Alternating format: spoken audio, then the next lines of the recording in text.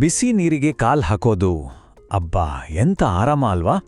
ಆದರೆ ಇದರಲ್ಲಿ ಬರೀ ಆರಾಮ ಅಷ್ಟೇ ಇಲ್ಲ, ಇದರ ಹಿಂದೆ ಒಂದು ದೊಡ್ಡ ವಿಜ್ಞಾನವೇ ಅಡಗಿದೆ. ಈ ಒಂದು ಸಿಂಪಲ್ ಅಭ್ಯಾಸ ನಮ್ಮ ಆರೋಗ್ಯವನ್ನೇ ಹೇಗೆ ಬದಲಾಯಿಸಬಹುದು, ಬನ್ನಿ ಇವತ್ತು ಇದರ ಬಗ್ಗೆನೇ ಮಾತಾಡೋಣ. ದಿನಪೂರ್ತಿ ಓಡಾಡಿ ಸುಸ್ತಾದ್ಮೇಲೆ ಬಿಸಿ ನೀರಲ್ಲಿ ಕಾಲಿಟ್ಟು ಕೂತ್ರೆ ಸ್ವರ್ಗಕ್ಕೆ ಮೂರೇ ಗೇಣು ಅನ್ಸುತ್ತೆ. ಆದರೆ ಈ ಖುಷಿ ಬರೀ ಆ ಕ್ಷಣಕ್ಕೆ ಮಾತ್ರ ಸೀಮಿತ ಅಲ್ಲ, ಇದ್ರ ಹಿಂದೆ ನಮ್ಮ ಆರೋಗ್ಯದ ಗುಟ್ಟನ್ನೇ ಹಿಡಿದಿಟ್ಟಿರೋ ಒಂದು ಸೈನ್ಸ್ ಇದೆ. ಜಪಾನ್ ದೇಶದಲ್ಲಿ ಇದಕ್ಕೆ ಒಂದು ಸ್ಪೆಷಲ್ ಹೆಸರಿದೆ, ಆಶಿಯು ಅಂತ. ಅಂದ್ರೆ ಕಾಲು ಸ್ನಾನ ಅಂತಾನೆ ಅರ್ಥ.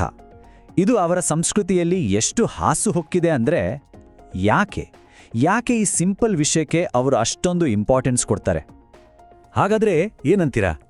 ಈ ಹಳೆ ಕಾಲದ ಅಭ್ಯಾಸ ಬರೀ ಸಂಪ್ರದಾಯ ಅಲ್ಲ, ಇದು ನಮ್ಮ ಆರೋಗ್ಯಕ್ಕೆ, ಅದರಲ್ಲೂ ನಮ್ಮ ಹೃದಯಕ್ಕೆ ಒಂದು ಪವರ್ಫುಲ್ ಟಾನಿಕ್ ಇದ್ದಾಗೆ ಅಂತ ಇವತ್ತಿನ ಮಾಡರ್ನ್ ಸೈನ್ಸ್ ಹೇಳಿದ್ರೆ ನಂಬೋಕ್ಕಾಗುತ್ತಾ? ಸರಿ, ಮೊದಲು ಇದನ್ನ ಕ್ಲಿಯರ್ ಮಾಡ್ಕೊಂಡ್ಬಿಡೋಣ. ಇದು ಬರೀ ಮೈಕೈ ನೋವು ಕಡಿಮೆ ಮಾಡೋ ಟ್ರಿಕ್ ಅಲ್ಲ, ಅದಕ್ಕೂ ಮೀರಿದ್ದು. ಈ ಆಶಿಯು ಅನ್ನೋದು ಜಪಾನಲ್ಲಿ ತುಂಬಾ ಕಾಮನ್. ಅಲ್ಲಿನ ಜನ ಪಾರ್ಕ್ಗಳಲ್ಲಿ, ಹೋಟೆಲ್ಗಳಲ್ಲಿ ಮತ್ತೆ ತಮ್ಮ ಮನೆಗಳಲ್ಲೂ ರೆಗ್ಯುಲರ್ ಆಗಿ ಮಾಡ್ತಾರೆ. ಉದ್ದೇಶ ಬರೀ ಕಾಲು ಕ್ಲೀನ್ ಮಾಡೋದಲ್ಲ, ಬದಲಿಗೆ ಇಡೀ ದೇಹಕ್ಕೆ ಒಂದು ರೀತಿಯ ಉಷ್ಣತೆ ಕೊಟ್ಟು ಒಟ್ಟಾರೆ ಆರೋಗ್ಯವನ್ನ ಚೆನ್ನಾಗಿಡೋದು. ನೋಡಿ, ನಮ್ಮ ಪಾದಗಳಲ್ಲಿ ನರಗಳು ಮತ್ತೆ ರಕ್ತನಾಳಗಳ ಒಂದು ದೊಡ್ಡ ನೆಟ್ವರ್ಕ್ ಇದೆ. ಈ ಆಶಿಯು ಹಿಂದಿರೋ ಬೇಸಿಕ್ ಐಡಿಯಾನೇ ಅದು, ಬಿಸಿ ನೀರಿನಿಂದ ಈ ನೆಟ್ವರ್ಕನ್ನು ಆಕ್ಟಿವೇಟ್ ಮಾಡೋದು. ಸರಿ, ಹಾಗಾದ್ರೆ ಈ ರೀತಿ ಆಕ್ಟಿವೇಟ್ ಮಾಡೋದ್ರಿಂದ ನಮ್ಮ ಹೃದಯದ ಆರೋಗ್ಯಕ್ಕೆ ಡೈರೆಕ್ಟಾಗಿ ಹೇಗೆ ಹೆಲ್ಪ್ ಆಗುತ್ತೆ? ಬನ್ನಿ ಈಗ ಇದರ ಅತಿ ದೊಡ್ಡ ಬೆನಿಫಿಟ್ ಬಗ್ಗೆ ಮಾತಾಡೋಣ. ಅದೇ ನಮ್ಮ ಹೃದಯದ ಆರೋಗ್ಯ. ಬರೀ ಕಾಲು ಬೆಚ್ಚಗಾಗೋದಕ್ಕಿಂತ ಇದು ತುಂಬ ಜಾಸ್ತಿ. ಈ ಬಿಸಿ ನೀರಿನ ಸ್ನಾನ ನಮ್ಮ ಕಾಲುಗಳಿಂದ ಹೃದಯದ ಕಡೆಗೆ ಬ್ಲಡ್ ಸರ್ಕ್ಯುಲೇಷನ್ನ ಇಂಪ್ರೂವ್ ಮಾಡುತ್ತೆ. ಇದರಿಂದ ರಕ್ತನಾಳಗಳ ಮೇಲಿನ ಪ್ರೆಷರ್ ಕಮ್ಮಿಯಾಗುತ್ತೆ. ಅಷ್ಟೇ ಅಲ್ಲ, ಒಂದು ಸ್ಟಡಿ ಪ್ರಕಾರ ಹೈ BP ಇದ್ದ 100 ಜನರನ್ನ ಕೇವಲ 15 ನಿಮಿಷ ಫುಟ್ ಬಾತ್ ಮಾಡಿಸಿದಾಗ ಅವರ BP ಲೆವೆಲ್ ಸಖತ್ತಾಗಿ ಡ್ರಾಪ್ ಆಗಿರೋದು ಗೊತ್ತಾಗಿದೆ. ಇಂಟ್ರೆಸ್ಟಿಂಗ್ ಅಲ್ವಾ?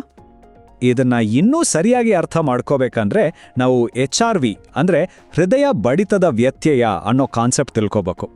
ಏನಿದು ಅಂದ್ರೆ ನಮ್ಮ ಹಾರ್ಟ್ ಬೀಟ್ ಒಂದು ಗಡಿಯಾರದ ಹಾಗೆ ಟಿಕ್ ಟಿಕ್ ಅಂತ ಒಂದೇ ರೀತಿ ಇರಲ್ಲ.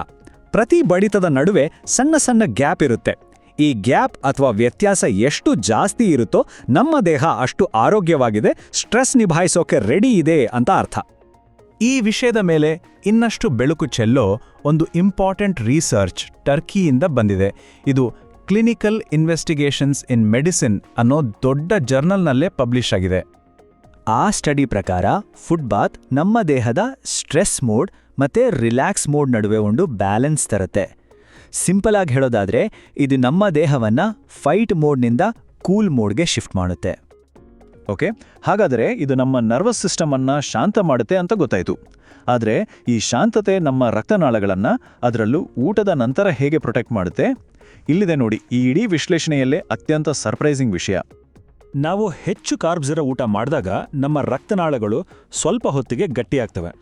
ಇದನ್ನು ಹೀಗೆ ಇಮ್ಯಾಜಿನ್ ಮಾಡ್ಕೊಳ್ಳಿ, ಒಂದು ಫ್ಲೆಕ್ಸಿಬಲ್ ಆಗಿರೋ ರಬ್ಬರ್ ಪೈಪ್ ಇದ್ದಕ್ಕಿದ್ದಂತೆ ಗಟ್ಟಿಮುಟ್ಟಾದ ಪ್ಲಾಸ್ಟಿಕ್ ಪೈಪ್ ಆದ ಹಾಗೆ. ಇದು ಸಹಜವಾಗಿ ನಮ್ಮ ಹೃದಯದ ಮೇಲೆ ಎಕ್ಸ್ಟ್ರಾ ಪ್ರೆಷರ್ ಆಗುತ್ತೆ. ಜಪಾನ್ನ ನಿಪ್ಪಾನ್ ಸ್ಪೋರ್ಟ್ಸ್ ಸೈನ್ಸ್ ಯೂನಿವರ್ಸಿಟಿ ಒಂದು ಸೂಪರ್ ಸ್ಟಡಿ ಮಾಡ್ತು. ಇದರಲ್ಲಿ 3 ಗ್ರೂಪ್ ಇದ್ರು.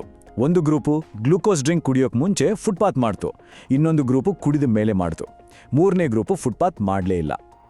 ಈ ಸ್ಲೈಡ್ನಲ್ಲಿರೋ ರಿಸಲ್ಟ್ಸ್ ನೋಡಿ ನಿಜಕ್ಕೂ ಶಾಕ್ ಆಗತ್ತೆ. ಫುಟ್ಪಾತ್ ಮಾಡಿದ ಗ್ರೂಪ್ ಮತ್ತೆ ಊಟದ ನಂತರ ಫುಟ್ಪಾತ್ ಮಾಡಿದ ಗ್ರೂಪ್ ಎರಡರಲ್ಲೂ ರಕ್ತನಾಳಗಳು ಗಟ್ಟಿಯಾಗೋದು ಜಾಸ್ತಿ ಆಯಿತು. ಆದರೆ ಊಟಕ್ಕೆ ಮುಂಚೆ ಫುಟ್ಪಾತ್ ಮಾಡಿದ ಗ್ರೂಪ್ನಲ್ಲಿ ಮಾತ್ರ ರಕ್ತನಾಳಗಳು ಗಟ್ಟಿಯಾಗೋದನ್ನು ಕಂಪ್ಲೀಟಾಗಿ ತಡೆಯೋಕೆ ಸಾಧ್ಯ ಆಯಿತು. ಹಾಗಾದರೆ ಇಲ್ಲಿ ಮುಖ್ಯವಾದ ಪಾಯಿಂಟ್ ಏನು ಗೊತ್ತಾ? ಟೈಮಿಂಗ್. ಎಲ್ಲವೂ ಟೈಮಿಂಗ್ನ ಆಟ. ಫುಟ್ಪಾತ್ನ ಪೂರ್ತಿ ಲಾಭ ಬೇಕು ಅಂದರೆ ಅದನ್ನು ಊಟದ ನಂತರ ಅಲ್ಲ, ಊಟದ ಮುಂಚೆ ಮಾಡಬೇಕು. ಇದು ಒಂದು ಗೇಮ್ ಚೇಂಜಿಂಗ್ ಇನ್ಫಾರ್ಮೇಷನ್. ಸರಿ, ಇದರ ಹಿಂದಿನ ಸೈನ್ಸ್ ನೋಡಿದ್ವಿ. ಈಗ ಇದನ್ನ ನಮ್ಮ ಡೈಲಿ ಲೈಫ್ನಲ್ಲಿ ಹೇಗೆ ಮಾಡೋದು ಅಂತ ನೋಡೋಣ. ನೋಡಿ, ಇದು ಹೆಚ್ಚಿನವರಿಗೆ ಸೇಫ್, ಆದರೂ ಕೆಲವರು ಹುಷಾರಾಗಿರಬೇಕು. ವೆಲಿಕೋಸ್ ವೇನ್ಸು ಅಥವಾ ಹಾರ್ಟ್ ಪ್ರಾಬ್ಲಮ್ ಇದ್ರೆ ತುಂಬ ಬಿಸಿ ನೀರು ಬೇಡ.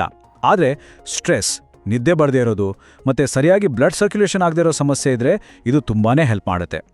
ಒಂದು ತುಂಬಾನೇ ಮುಖ್ಯವಾದ ವಾರ್ನಿಂಗ್, ಡಯಾಬಿಟಿಸ್ ಇರೋರು, ಅದರಲ್ಲೂ ನ್ಯೂರೋಪತಿ ಅಂದರೆ ಕಾಲುಗಳಲ್ಲಿ ಸ್ಪರ್ಶಜ್ಞಾನ ಕಡಿಮೆ ಆದವರು ನೀರು ಎಷ್ಟು ಬಿಸಿ ಇದೆ ಅಂತ ತಮ್ಮ ಮೊಣಕೈಯಿಂದ ಅಥವಾ ಥರ್ಮೋಮೀಟರ್ನಿಂದ ಚೆಕ್ ಮಾಡಲೇಬೇಕು. ಇಲ್ಲ ಅಂದ್ರೆ ಗೊತ್ತಿಲ್ಲದೆ ಸುಟ್ಟಗಾಯ ಆಗೋ ಚಾನ್ಸ್ ಇರುತ್ತೆ. ಪ್ಲೀಸ್ ಇದನ್ನ ನೆನ್ಪಿಟ್ಕೊಳ್ಳಿ. ಮನೆಯಲ್ಲಿ ಇದನ್ನ ಮಾಡೋಕೆ ಯಾವುದೇ ಸ್ಪೆಷಲ್ ಸಾಮಾನು ಬೇಕಾಗಿಲ್ಲ.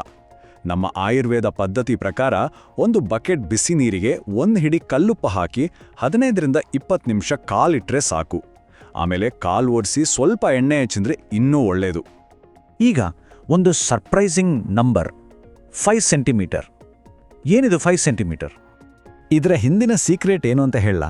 ಒಂದು ಸ್ಟಡಿ ಪ್ರಕಾರ ಕೇವಲ 5 ಸೆಂಟಿಮೀಟರ್ ಅಂದರೆ ಹೆಚ್ಚು ಕಡಿಮೆ 2 ಇಂಚು ಅಷ್ಟೇ, ಅಷ್ಟು ಆಳದ ಫುಟ್ಪಾತ್ ಕೂಡ 15 ಸೆಂಟಿಮೀಟರ್ ಆಳದ ಫುಟ್ಪಾತ್ನಷ್ಟೇ ಮೆಂಟಲ್ ಬೆನಿಫಿಟ್ಸ್ ಕೊಡುತ್ತಂತೆ. ಅಂದರೆ ಸ್ಟ್ರೆಸ್ ಮತ್ತು ಸುಸ್ತು ಕಡಿಮೆ ಮಾಡೋಕ್ಕೆ ಜಾಸ್ತಿ ನೀರೇ ಬೇಕಾಗಿಲ್ಲ, ಸ್ವಲ್ಪ ನೀರಿದ್ರೂ ಸಾಕು, ಪೂರ್ತಿ ಲಾಭ ಸಿಗುತ್ತೆ. ಹಾಗಾದರೆ ಇವತ್ತಿನ ಈ ವಿಶ್ಲೇಷಣೆಯಿಂದ ನಾವು ಕಲಿತ ಮೇನ್ ಪಾಯಿಂಟ್ಸ್ ಏನು? 1. ಫುಟ್ಪಾತ್ ಅನ್ನೋದು ವೈಜ್ಞಾನಿಕ ಆಧಾರ ಇರೋ ಒಂದು ಹೆಲ್ತ್ ಟೂಲ್. 2. ಇದು ಬ್ಲಡ್ ಸರ್ಕ್ಯುಲೇಷನ್ ಮತ್ತು ನರ್ವಸ್ ಸಿಸ್ಟಮ್ ಬ್ಯಾಲೆನ್ಸ್ಗೆ ಹೆಲ್ಪ್ ಮಾಡುತ್ತೆ. 3. ಮತ್ತು ತುಂಬ ಮುಖ್ಯವಾಗಿ ಊಟದ ಮುಂಚೆ ಮಾಡಿದರೆ ರಕ್ತನಾಳಗಳಿಗೆ ತುಂಬ ಒಳ್ಳೆಯದು. 4. ಇದನ್ನು ಮಾಡೋದು ತುಂಬ ಈಸಿ.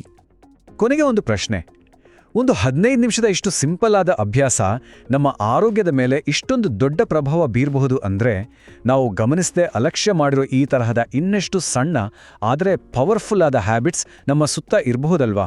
ಸ್ವಲ್ಪ ಯೋಚನೆ ಮಾಡಿ.